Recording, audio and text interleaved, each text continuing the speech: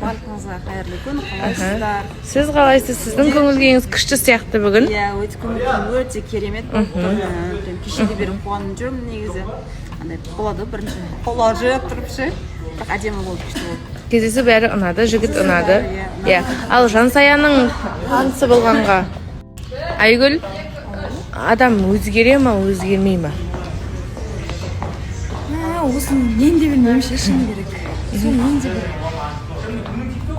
Бұлай қарасаң өзгеретін сияқты, бұлай қарасаң кейбір адамдарға әр адамға қарап әртүрлі ойлайсың ше. Шынымен де адам өзгереді ғой деп ойлайсың. Бірақ смотря несіне байланысты сияқты.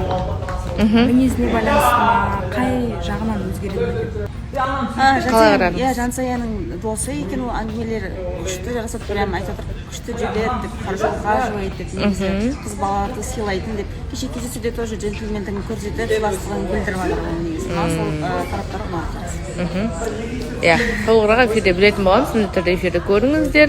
Мүмкін біз дәл осы жігітке Гүлнұрды ұзатып жүретін шығармыз, иә?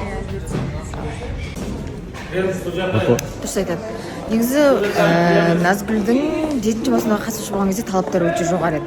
500 мың табу керек деген сияқты. Ал қазір сол талабынан аттап кетіп Нұрбақты таңдап келген өзім түсінбей отырмын. Сізде талабында бар иә? 500 мыңнан жоғары. Иә, 500 мыңнан жоғары. Мысалға, егер де мен мысалға үміткер болатын болсам, жалақысы көбірек адам таңдайтын едім. Бірақ талабынан асып, жалақысы аз адам таңдап келіп отырғанын таңғалып отырмыз. Жүрекке әмір жүрмейді ғой, мүмкін ақша мәселе емес пе?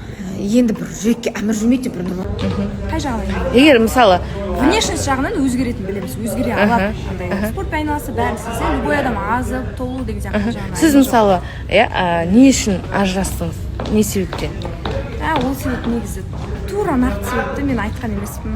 Яғни мінезі, анау дейміз ғой, енді оның бәрі былай жиналып келгендегі ол мәселе одан бөлек бізде үлкен глобальный мәселе болған, сондықтан оны бүйтіп ашық айтқым келмейді. Енді бұрынғы күйеуімді бір түсірген сияқты болып қалам ба, өзі деп ойлаймын. Ол өзгермейтін нәрсе болды ма? Ол негізінде Гүлмира, неге Назгүлге ақылды қызсың? Неге Назгүлге ақылды қызсың, Нұрбақ таңдап келмеуің керек еді? Енді кімді таңдап келу керек еді сенің ойыңша? Білмеймін кімді, бірақ именно Нұрбақты таңдап көрейді деп ойлаған жоқпын. Неге Нұрбақтан қандай жамандық көрдің? Былай араласамыз ғой. Жамандық көрген жоқпын, бірақ енді кішкене ойланбай сөйлейтіні рас қой енді. Біртүрлі пікірлер айтып қоятыны. Кейде күшті пікір айтады, кәдімгі ақылды адам ұқсап, бірақ кейде андай біртүрлі пікір айтады.